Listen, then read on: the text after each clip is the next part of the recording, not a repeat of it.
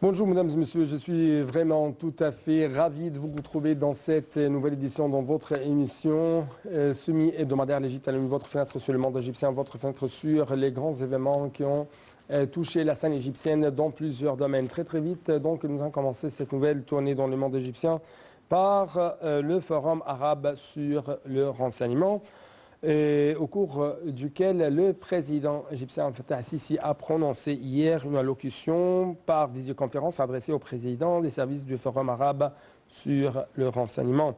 Le forum s'est tenu hier au Caire et s'est focalisé sur la situation en Afghanistan. Des explications tout de suite avec notre collègue Hassan Marabou.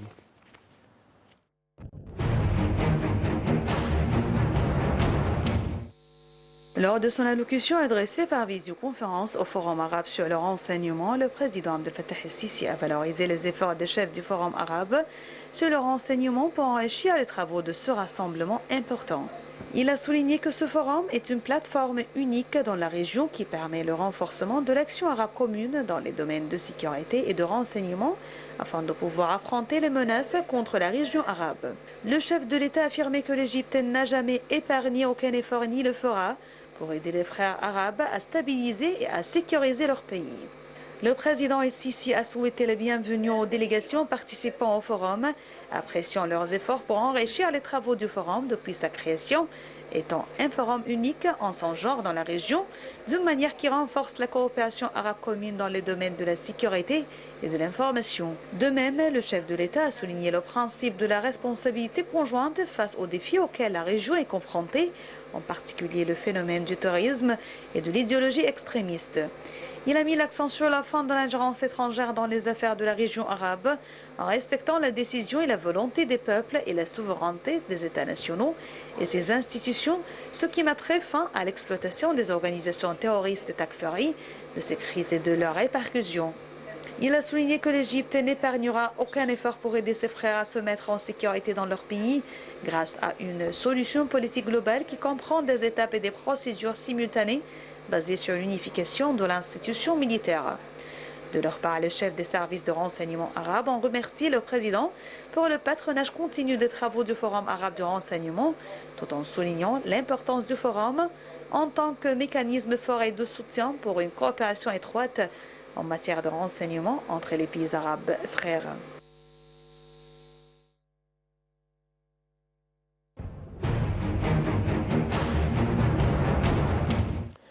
D'autre part, le président Abdel Fattah al-Sisi a reçu hier au palais de l'Ittihadiyya le prince héritier du royaume hachimite de la Jordanie, le prince Al-Hussein ben Abdallah. Au cours de la réunion, les deux parties ont discuté des moyens de renforcer les aspects de la coopération bilatérale, en particulier en ce qui concerne la coopération dans les domaines du tourisme, de l'économie, des échanges commerciaux et des petites et moyennes entreprises. Les explications tout de suite.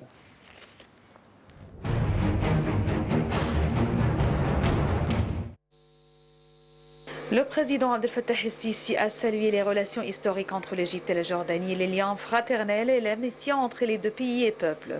Le président al-Sisi avait reçu hier au palais présidentiel de l'Ittihadiyya le prince héritier du royaume hachimite de Jordanie, le prince Al-Hussein bin Abdullah. Le porte-parole de la présidence de la République, l'ambassadeur Bassem Rodi, a déclaré que le président avait demandé à transmettre ses salutations à son frère le roi Abdallah II. De son côté, le prince héritier de Jordanie a transmis les salutations du roi au président al-Sisi, exprimant l'appréciation de son pays pour le leadership et le peuple égyptien.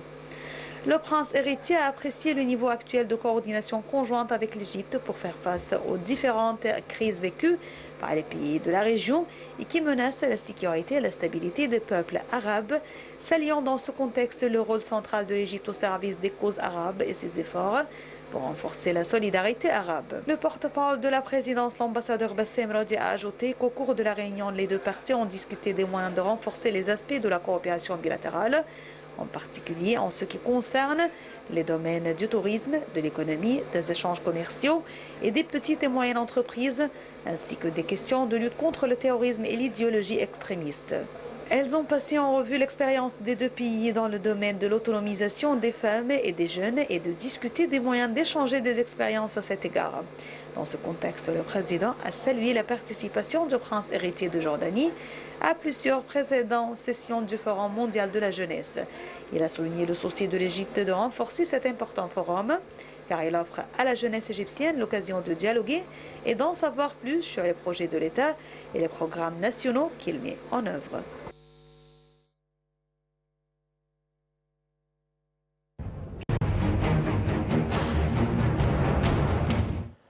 Nous poursuivons toujours les activités présidentielles déployées ces derniers jours. En fait, lundi dernier, le président Abdel Fattah al-Sisi a reçu un appel téléphonique de la part du président français Emmanuel Macron. Le porte-parole officiel de la présidence de la République a déclaré que l'appel avait porté sur les préparatifs en cours pour accueillir la conférence internationale sur la Libye à Paris. Le président français a exprimé sa volonté de consulter et d'échanger avec le président Sisi sur la question libyenne à la lumière de l'appréciation des efforts personnels du président Sisi qui ont renforcé la voie politique pour résoudre cette question. Ce qui prouve le rôle de l'Égypte en tant que pilier fondamental de la sécurité et de la stabilité dans la région. Soulignons également le souci de la France de poursuivre une coopération et une coordination intensive avec l'Égypte dans ce dossier important.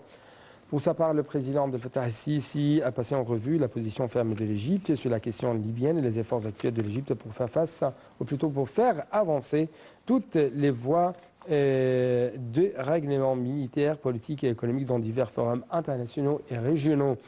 Les deux présidents ont convenu de soutenir la question libyenne afin de tenir les élections électorales souhaitées à la date prévue à la fin du mois prochain et à la nécessité pour toutes les forces étrangères et les mercenaires de quitter le territoire libyen et de saper les interventions étrangères illégales qui contribuent à alimenter la crise.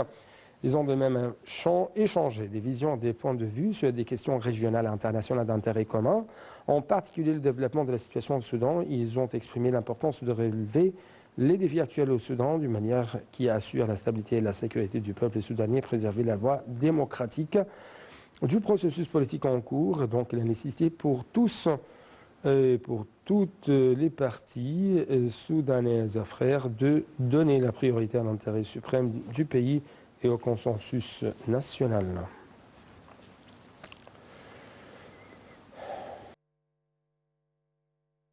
Sur le plan intérieur de l'Égypte, le président Abdel Fattah al-Sisi s'est entretenu lundi avec le Premier ministre Dr Mostafa Madbouli. Le porte-parole officiel de la présidence de la République a déclaré que la réunion avait examiné le suivi de la position exécutive la situation exécutive plutôt, d'un certain nombre de projets nationaux au niveau de la République. S'agissant de l'axe de développement et d'implantation de nouvelles villes, le Premier ministre a présenté les développements constructifs de projets d'aménagement et de tourisme dans le cadre de nouvelles villes de l'Alamein et de Sharm el-Sheikh. Le président Sisi a ordonné de prendre en compte l'application de toutes les normes modernes pour le développement de diverses villes au niveau de la République avec la préparation de l'infrastructure de ces villes pour devenir des villes vertes et respectueuses de l'environnement, y compris l'utilisation d'énergies nouvelles propres, en particulier dans le transport en commun, ainsi que la préparation de ces villes à accueillir les plus grands événements internationaux en Égypte. Le président Sisi a également été informé de l'évolution du développement de la zone d'Al Fostat dans le cadre du développement global de la zone historique du Caire, qui vise à restaurer l'aspect civilisé de la capitale et en le transformant en une destination touristique, augmentant même le pourcentage d'espaces verts. Le chef de l'État a dirigé l'achèvement de toutes les phases de développement de la zone d'Al Fostat au cours de 2022 en tenant compte de la conception culturelle ayant un caractère architectural en harmonie avec la nature de la zone patrimoniale.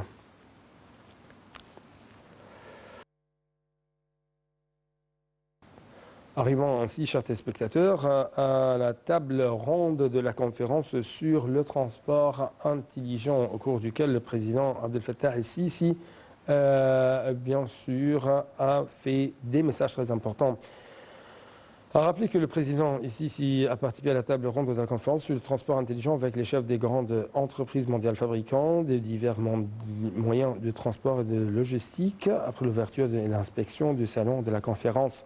Selon le chef de l'État, l'Égypte suit une voie de développement global soutenue par une volonté, une décision politique du plus haut niveau et dans le cadre d'une stabilité politique, sécuritaire et économique.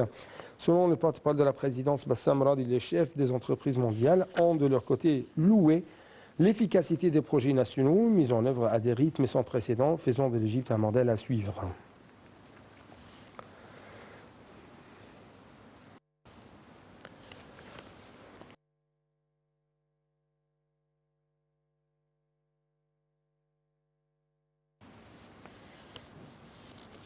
Quant au Premier ministre égyptien, Dr Mostafa Madbouli, il a présidé hier une réunion pour suivre l'état d'avancement d'un certain nombre de projets en cours d'exécution au niveau de la République, et ce, en présence du président de l'autorité d'ingénierie des forces armées, Ehab El-Far, et d'un certain nombre de fonctionnaires de l'autorité.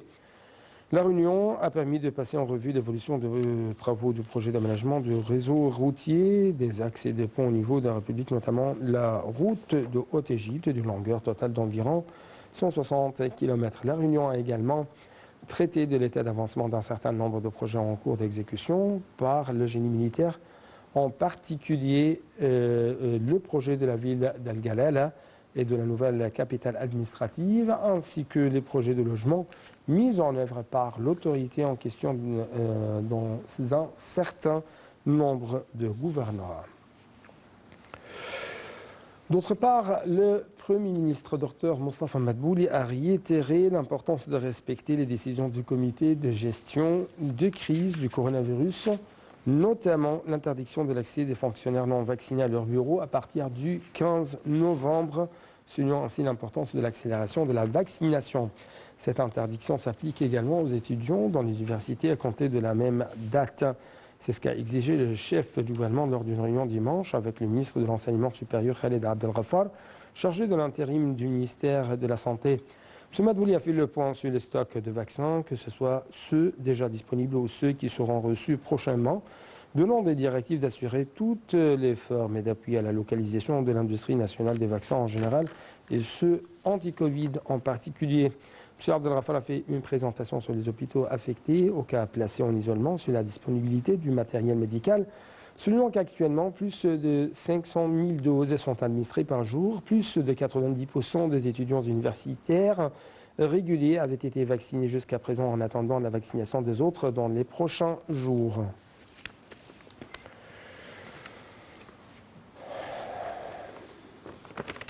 Lors de sa visite à Washington, monsieur le ministre égyptien des Affaires étrangères, Sameh Choukri, a discuté d'un certain nombre de questions de coopération bilatérale, et ça, même lors d'un appel téléphonique avec la membre du Congrès américain, Kay Granger. Cette nouvelle a été annoncée dans un tweet et publié par le porte-parole du ministère des Affaires étrangères, Ahmad Hafiz.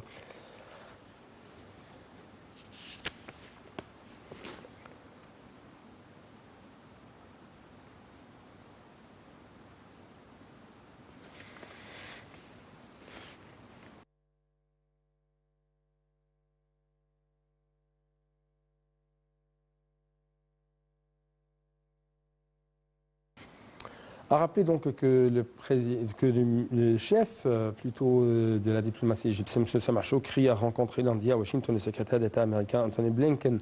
Donc les explications tout de suite.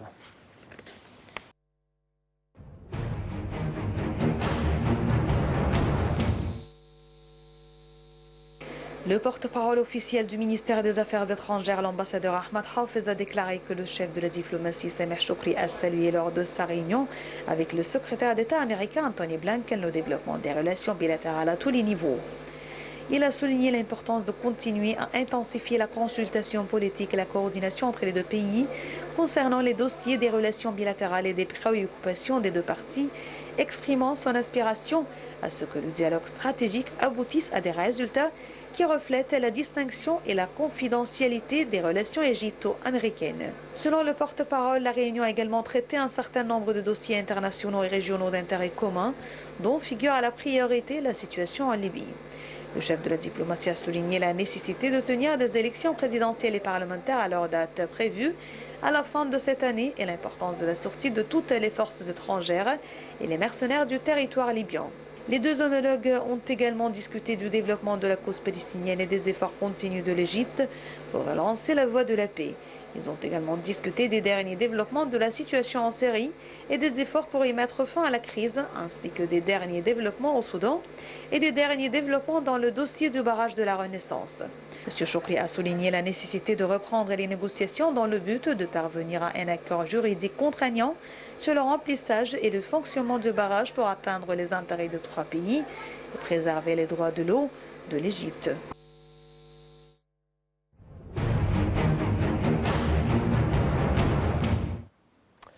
Donc actuellement, c'est notre rendez-vous avec une tournée dans le monde de l'économie égyptienne, mais justement après cette petite pause.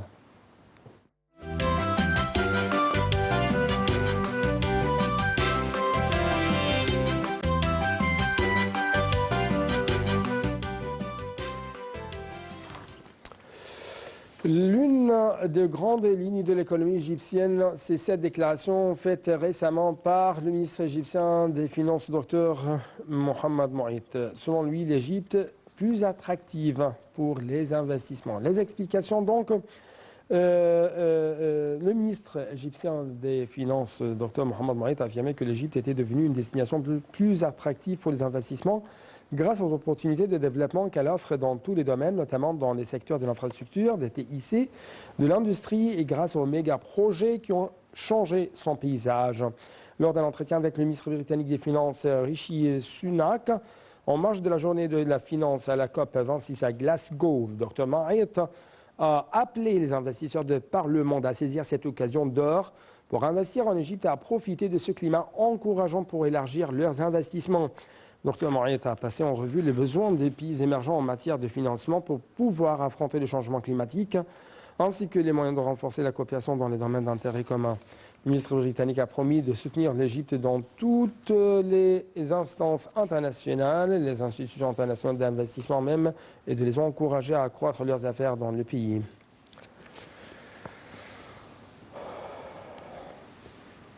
Quant à l'agence de la notation Fitch, elle a prévu une croissance continue du secteur de l'énergie en Égypte au cours de la prochaine décennie, à la lumière de l'entrée en vigueur de plusieurs centrales de l'énergie thermique solaire et éolienne. C'est ce qu'a affirmé dimanche le Centre d'information de soutien des ministres, du Conseil des ministres. Dans son rapport périodique, le centre a mis l'accent sur les prévisions de Fitch à l'égard du marché de l'énergie en Égypte durant les 10 dernières années. Fitch prévoit que l'Égypte pourrait compter principalement sur l'énergie thermique d'ici 2030 et l'énergie au gaz naturel pourrait constituer la plupart de l'énergie thermique générée à l'heure actuelle. Le rapport de Fitch a prévu aussi la poursuite du secteur de l'énergie non hydroélectrique, d'attirer les investissements d'ici 2030 à la lumière de grandes potentialités dans l'énergie solaire et éolienne. Avec la hausse de la compétitivité, la baisse des prix des équipements, des énergies solaires et éoliennes sont devenues les sources d'électricité les moins chères en Égypte, ce qui rendrait l'Égypte un centre régional important dans la production et l'exportation d'électricité selon les prévisions de l'agence Fitch.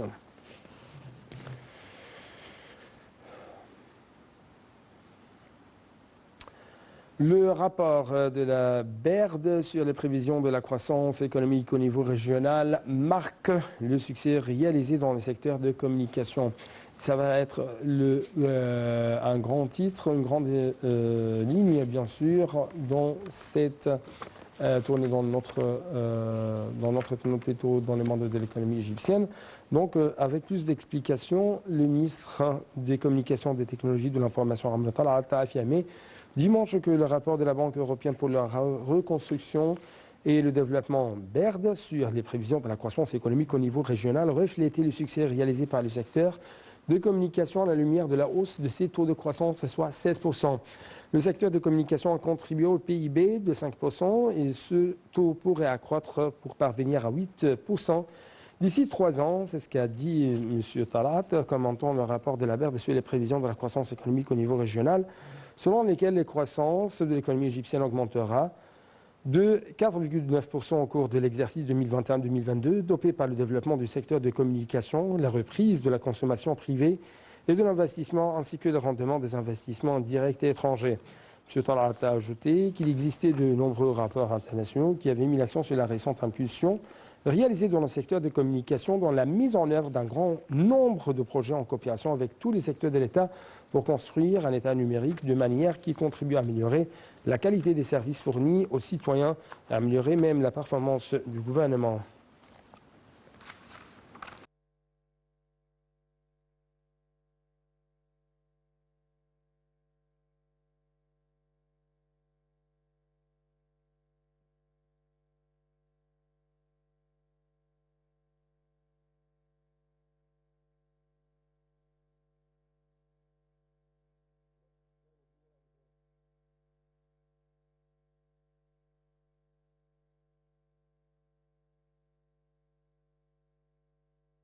Donc, encore une fois, nous essayons toujours d'observer cette évaluation, ou cette plutôt évolution de l'économie égyptienne réalisée durant la dernière période.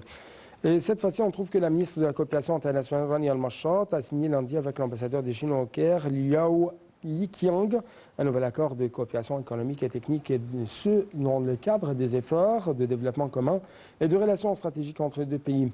En vertu du nouvel accord, nombre de dons de développement seront accordés au secteur prioritaire en Égypte pour renforcer la vision de l'État 2030, et ce, dans le cadre de la promotion continue des rapports économiques entre les deux États et de relations stratégiques de coopération et de développement.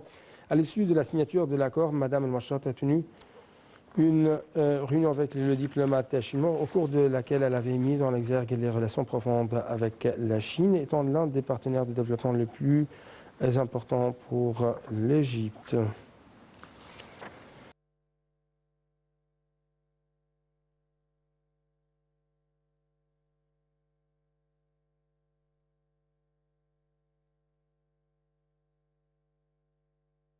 Donc, une toute petite pause. Après ça, on va se lancer ensemble dans le monde du tourisme pour savoir qu'est-ce que s'est passé sur la scène touristique ici en Égypte.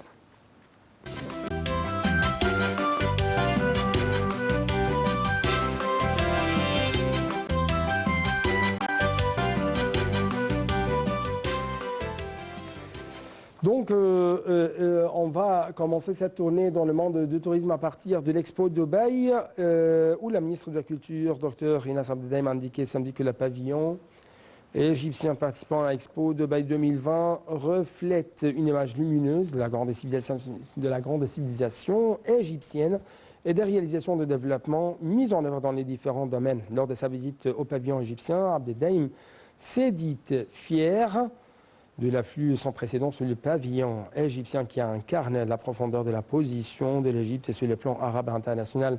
Elle a ajouté que cet afflux reflète les stratégies de l'État dans la création d'un climat attirant pour les investissements dans les différents domaines.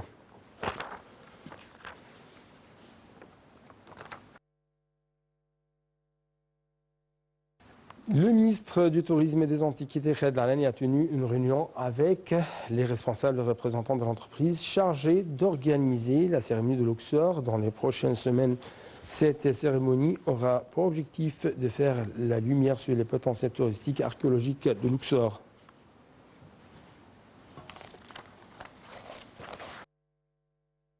Donc c'était tout pour cette édition. Merci beaucoup pour votre attention toujours. Bon suivi dans le programme sur NAL TV International. Au revoir.